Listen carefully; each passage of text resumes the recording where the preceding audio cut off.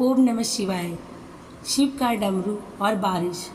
एक बार की बात है, देवताओं के राजा इंद्र ने किसानों से किसी कारण से नाराज होकर 12 वर्षों तक बारिश ना करने का निर्णय लेकर किसानों से कहा, अब आप लोग 12 वर्षों तक फसल नहीं कर सकेंगे।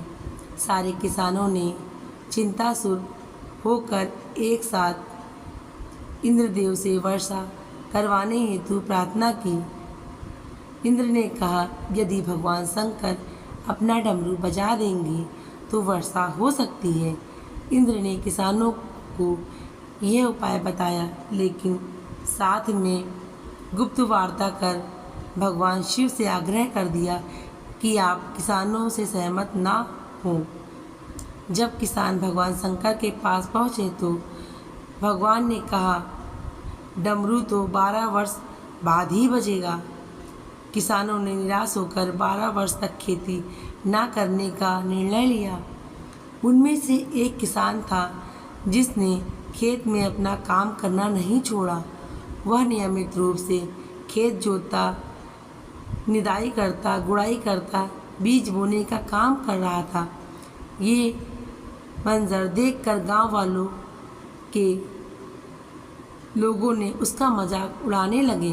कुछ वर्षों बाद गांव वाले इस परिश्रमी किसान से पूछने लगे, जब तुम्हें पता है कि 12 वर्षों तक वर्षा नहीं होने वाली, तो अपना समय और ऊर्जा क्यों नष्ट कर रहे हो?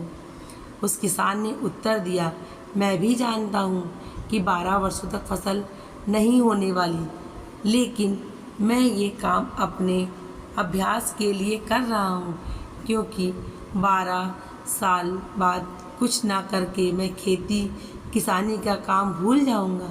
मेरे शरीर की श्रम करने की आदत छूट जाएगी।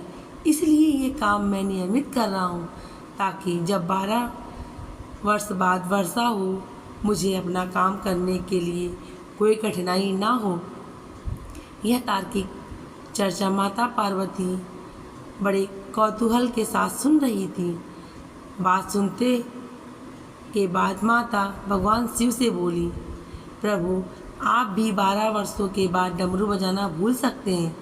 माता पार्वती की बात सुनकर भोले बाबा चिंतित हो गए और यह देखने के लिए कि वे अपना डमरू बजा पा रहे हैं कि नहीं, उन्होंने डमरू बजाने का प्रयत्न करने लगे। जैसे ही डमरू बजा, बारिश शुरू हो गई। जो किसान नियमित रूप से अपने खेत में काम कर रहा था, उसके खेतों में भरपूर फसल आई। बाकी के किसान पश्चाताप के सिवाय कुछ ना कर सके। डमरू कभी भी बज सकता है। ओम नमः शिवाय। हर हर महादेव।